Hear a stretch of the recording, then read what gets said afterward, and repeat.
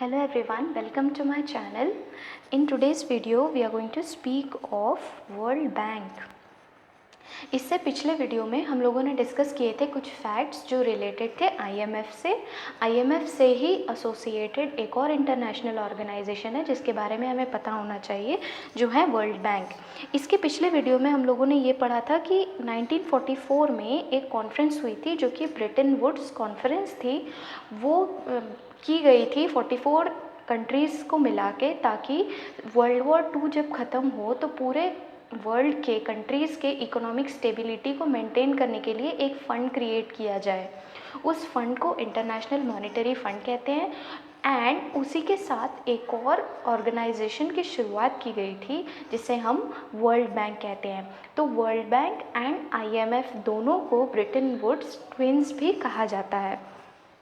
World bank का जो headquarter है वो वॉशिंगटन डीसी में है। इसके जो प्रेसिडेंट होते हैं वो हमेशा कोई यूएस सिटीज़न ही होते हैं। And world bank is meant only for the developing countries. It means जो कंट्रीज़ डेवलप करना चाहते हैं, जिनको सपोर्ट की ज़रूरत है, फाइनेंशियली और गाइडेंस की ज़रूरत है, उनकी हेल्प वर्ल्ड बैंक करता है, स्पेशली डेवलपिंग कंट्रीज़ की, चाहे वो कोई भी एरिया हो। The World Bank was actually established in 1944, but it started working in June 1946.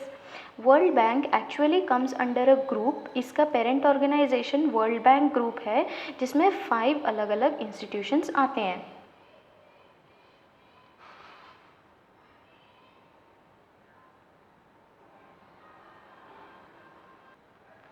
जो ये वर्ल्ड बैंक ग्रुप है इसमें 5 अलग अलग एसोसिएशंस या फिर ऑर्गेनाइजेशंस आते हैं जिनका नाम है international bank for reconstruction and development, जिसको आईबीआरडी भी बोलते हैं। आईबीआरडी का दूसरा नाम वर्ल्ड बैंक है।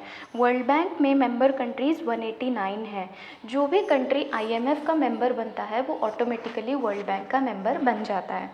Okay, so the second association is international development association. इसके मेंबर्स 173 हैं।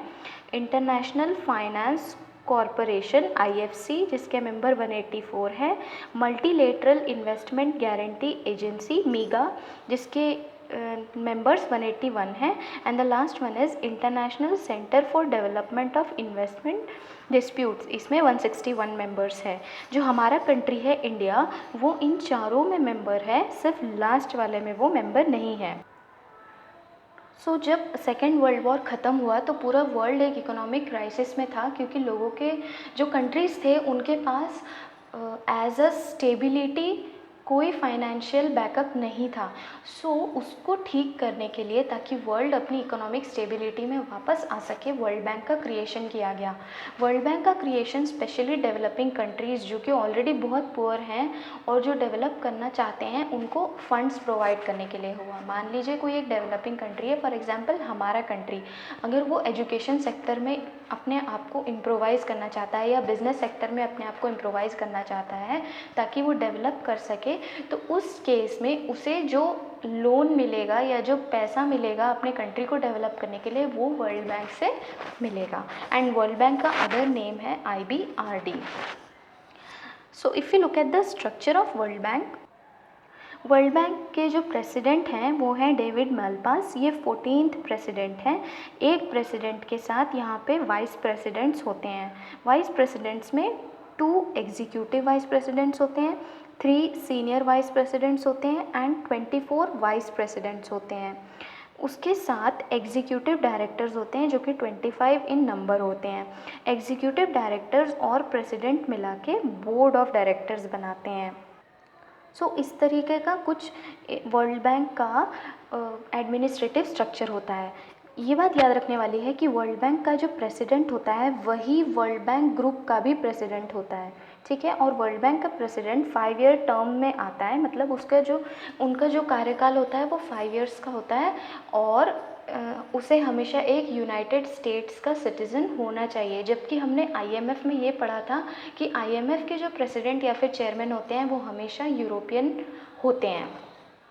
अगर हम वर्ल्ड बैंक के गोल्स की बात करें, मतलब वो किन किन एरियाज़ में कंट्रीज़ को हेल्प करता है, तो वो ये एरियाज़ होंगे: eradication of extreme poverty and hunger, universal primary education, gender equality, reduction of child mortality, improvement in mental health, pandemics यानी कि जो डिजीज़ बहुत ज़्यादा स्पीड में फैलते हैं जैसे कि कोरोना वायरस, इनको कॉम्बैट करने में, एनवायरनमेंटल सस्टेनेबिलिटी, एनवायरनमेंट को भी सेव करने में, and global partnership for development. मतलब एक डेवलपिंग कंट्री के पास जितने भी फैसेट्स या जितने भी एरियाज़ है जहाँ पे वो काम करके डेवलप हो सकता है, उन सभी में मनी को लोन करने का काम वर्ल्ड बैंक करते हैं। मतलब हम अपने डेवलपमेंट के लिए अल्टीमेटली वर्ल्ड बैंक से ही लोन लेते हैं, then we develop it and it has to be paid off by the government.